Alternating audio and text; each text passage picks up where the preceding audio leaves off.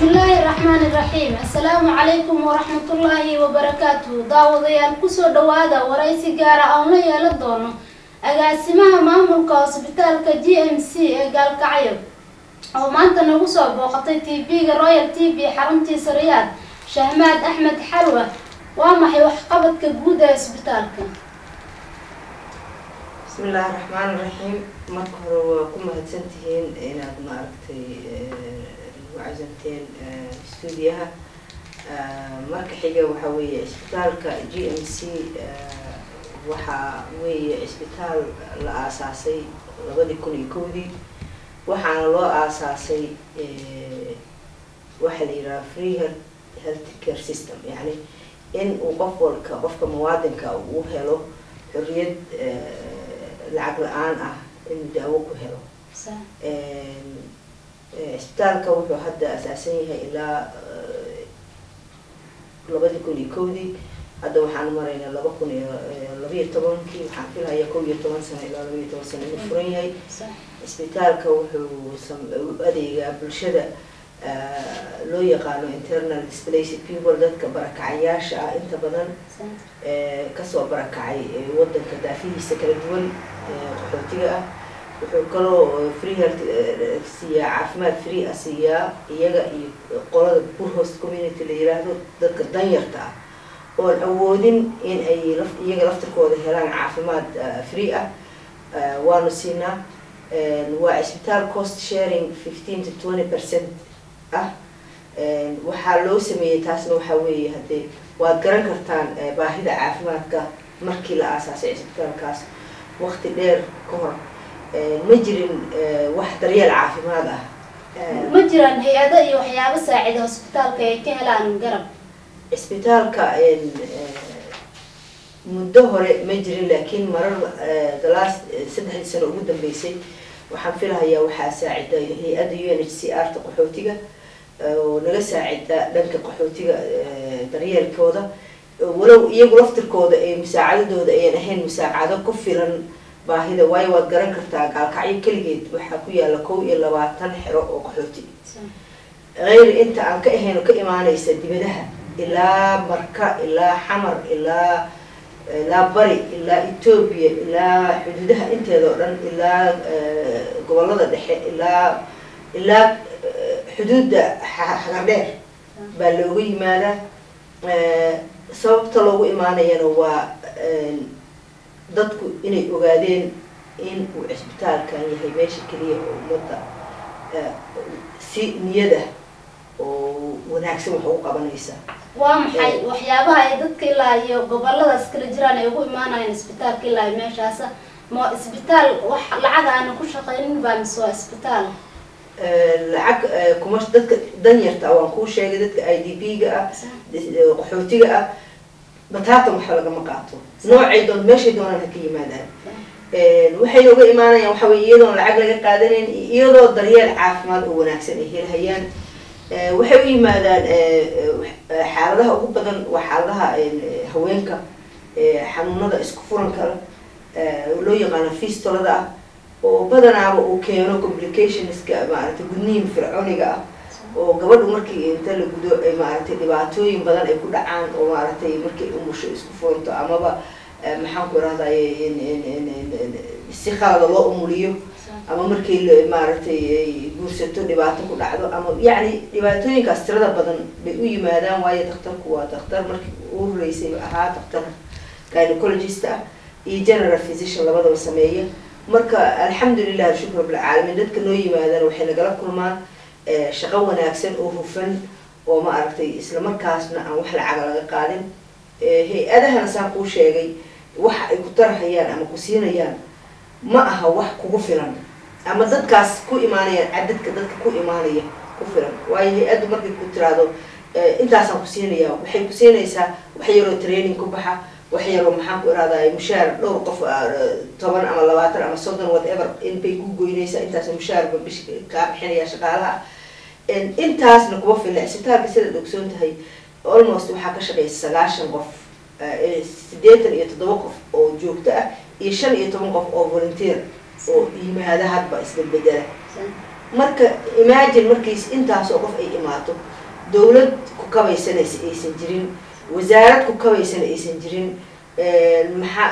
waxyaabaha maaragtay loo baahan yahay waxa weeye marka dadku inay u bislaadaan oo ay ogaadaan in waxa loo qabanayo ay tahay wax wanaag ah oo ummaduna ay u baahan tahay marka waxaa loo baahan yahay wasaaradaha iyo dawladdu iyo hay-adahaba inay ka fakeraan sida ay kor ugu qaadi lahaayeen mu'asasaadkaas dadka saacidaya oo u qabanaya maaragtay daryeelka caafimaadka oo aan xataa lagama helo saan filhayo North America iyo Europe waa maxay baahida guud ee isbitaalka baahida guud ee isbitaalka waxa weeye waa baahidiisu waa badan tahay isbitaalku waxa weeye shakhsi baa dhisay wuxuu u dhisayna waxa weeye dhabar adeeg iyo ka go'an inuu dadkiisii wixii la soo baray uu ku celiyo oo wax u taro sida u taqaanay Dr. Cabdiqaadir Xamuud Jaawac ku magac dheer Dhagaxade waa shakhsi Talyaanigu deganaan jiray halkaas ku noolaa dhalasho Talyaanigu oo qaatay laakiin wuxuu dareemay in dadkiisii ay baahi jirto caafimaad oo qabo waa uu soo noqday dalku ku soo noqday wuxuu aasaasay wuxuu dhisay clinic yar buu dhisay markii hore clinic ka bacdi wuxuu tilaabay inuu maaragtay isbitaal dhiso waxaas oo dhan wuxuu u sameeyaa property-giisa buu gadayaa dhulkiisa buu gaday yani waxaas wuxuu u sameeyaa dadkaas ama mushaaraadkaas ama expense-kaas uu bixiyo marka dadku iyo wasaaradaha iyo dadka wasiirada iyo dadka madaxweynayaasha waa inay fahmaan baahida shacabka waxa weeye qofka markuu institution-ka sameeyo waa inuu dadkiisa iyo dawladdiisa kaalmo ka helaa oo hela gacmo caawin oo hela shacabkii waa inay dareemaan waxa la yiraahdo fundraising waa inay kaalmo bixiyaan inay u fakaraan ma inay yiraahdaan isbitaalku waa private lacag baa la qaataa war haddaan hataa cost sharing la qaadan dadka magacmaha lagu daaweynaya maxaa lagu daaweynaya waxaa loo baahan yahay security waxaa loo baahan yahay maxaan ku rahdaa nadaafadii waxaa loo baahan yahay wixii nadaafada qalabkii nadaafada waxaa loo baahan yahay korontadii oo iyadana caqabad kala korontada kaliya ayaa bishii waxay soo charge garaynaysaa $3,000 oo aan share lagu weydiisan waxa weeye yani costiga isbitaalka ku baxaya ma la malayn karo meeqa ay gaarayaan guud ahaan shaqaalaha ka wada shaqeeya hospitaalka iyo dhaqaatiirta ilaa iyo hadda anu inta aan ogsoonahay waa 87 joogto ah laakiin waxaa jirta 15 volunteers ama dhaqaatiir ha noqdaan marka anu waxaan leeyahay dadka Soomaaliyeed oo ugu baaqaya in ay ama hay-adaha joogaan waxaa jira hay-ada caalamiga jira hay-ad Qatar baa jirta hay-ad waxaa jirta OIC baa jirta hay-ad waxaa jirta maxaan ku raadayay Turkish waxaa jira hay-adahaas oo dhan in waxay ku kooban yihiin hadda sidaan hadda anagu dareensan xamar kaliya ku kooban yihiin waxaa loo baahan yahay inay gobolada u tallaabaan inay dadka sida isbitaalka GMC isbitaalada kale private-ka oo NGO-yada ah oo dadka u istaagay inay wax u qabtaan iyo shacabka inay taageeraan inay hal gobol ku ekaan inay ballaariyaan shaqadooda inay maaragtay baahida isbitaalku wuxuu u baahan yahay CT scan ma qabo isbitaalku monitoring patient lagu raaqibo patientka daqtigiisa iyo magaciisiisa ma qabo isbitaalku makiinadahan uu qabo hadday halaabaan ma jiraan dad engineer ah ama biomedical la yiraahdo oo repair garaynaya oo isla markiiba hagaajinaya dhalinyarada Soomaaliyeed waxaan ugu baaqayaa inay biomedical soo bartaan si ay makiinadaha iyo qalabka u yaala ay dadkooda iyo dalkooda ugu sameeyaan inay ku fakaraan inay biomedical engineering fieldkaas aad u bartaan anaga waxaa jirta makiinad aad qaali u ah naga halowday ma sameyn karno dad baan uga keenay Kenya ticket baan dirnay maalintii $100 baa laga qaadanaya haddana still wax lama sameeyo marka waxa baahidu waa badan tahay baahida shakhsina ma cover gareyn karto laakiin dawlad iyo mu'assasaad waa cover gareyn karaan mu'assasaduhu waxay u yimaadaan inay saacidaan dalka iyo dadka wasiirada dadka wasaaradda caafimaadka sidoo kale waxaa loo baahan yahay inay ku focus gareyn kaliya wasaaradda caafimaadka isbitaalkeeda wasaaradda caafimaadka isbitaalkeeda waa loo baahan yahay in la dhiso in la promote gareeyo in la kor loo qaado laakiin mu'assasaadka jiro oo dhismay oo referral ah oo maxaan ku raad dalka iyo dadkii uu dhabar adeegay oo wax u qabanay in iyagana u istaagaan way wax u qabtaan inay ka hor istaagaan macaawinaha ma aha iyo waxyaabaha dadka loo qabanay maxaa kamid ah waxyaabaha isbitaalka ku tallaabsado waxaa kamid wuxuu ku tallaabsaday inuu daaweeyo training sameeyo inuu umulisooyinka kor u qaado wacyigooda tacliimiga ah inuu maxaan ku rahdaa umuliso dhaqameedka training la siiyo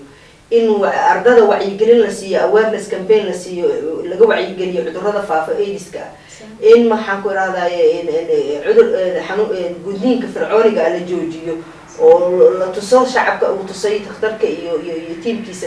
inay tahay wax xun oo ma aragta aan shareecaduna ogoleyn insaaniyaduna ku jirin qof jirkiisa la jarjarayo laleeyahay waa maaragtay waa caadi xaqiisa iyo xuquuqdiisa lagu xadgudbayo in maaragtay gudniin sunniya hadday xataa wax gudanayaan sunnigaas xataa yani inay noqoto meel qof mutacalim oo dakhtara ama dadkii yaqaano wuxu uu sameynayo xidid hadduu goynayo neer hadduu wuxuu dhimayo intaba qof yani yaqaano inuu sameeyo xataa hadday sameynayso yani dad baa weli ku adkaysanaya inay sunnigii samaystaan marka yani dhibaato badan baa jirta wadankii iyo dalka ka jirta oo dhanka caafimaadka ah oo ummaddu ay u baahan tahay inay iska wacyigeliso oo dareento oo caqli iyo maskax la isticmaalo ee aan la isticmaalin hebel muxuu waxaa su gaaray ama hebel muxuu waxaa qabanaya ama xasid aan loogu noqon ee la qabto qofkii wax qabtay la barmood gareeyo kor loo qaado macnawiyaadkiisa kor loo qaado la saacido free la siiyo maaragtay fundraising loo sameeyo lacag loo aruuriyo isbitaalkii la kabo baahidu maxay tahay la yiraahdo waxyaabahaas oo badan baa loo baahan yahay shacabka Soomaaliyeed meel kasta ay joogaan ma aha isbitaalka GMC kaliya isbitaal kasta oo u istaagay inuu shacabka ka badbaadiyo cudurrada iyo dhibaatada iyo Ilaahay baa wax badbaadin kara laakiin inuu adeeg u istaagay in la garab istaago waa mahadsantahay in Shamaad maxaa kaloo jeceshahay inaad ka tabato maanta wallahi waxa aan maanta Royal TV dad isbitaalkaas kaliya ku jirtid dhanka caafimaadka aniga wali dhanka caafimaadka aan ka baxay dhanka caafimaadka waxa aan ku darsanayaa kaliya oo aan ku darsanayaa inay dawladda federaalka wasaaraddeeda caafimaadka Dr. Maryam Qaasim baan u maleynayaa in social service hadda ay madax u tahay in ay timaado gobolada Soomaalida oo taageersan Soomaalinimada oo maxaan ku raadayay isbitaalada ay aragto oo ay aragto baahidooda oo ay ku koobnaan xamar oo ay isbitaalka GMC timaado oo ay aragto baahidiisa wasaaradaha timaado isbitaalada wasaaradaha timaado oo ay aragto baahidooda for the last 4 years and 2 years baan joogaa wadankan waxaan maqlahayaa wasaaradda caafimaad baa wax la siiyay laakiin wax ka soo gaaray gobolada Puntland inay jiraan ma u maleynayo marka waxaan u baahanahay inay wasaaradda maadaama dawladda Puntland ay ka mid tahay dawladda federaalka in xaqqa ay leedahay iyada iyo dawlad stateska kale oo dhanba inay wasaaraduhu tagaan gobolada oo ay arkaan baahida gobolka iyo dareenka shacabka intaba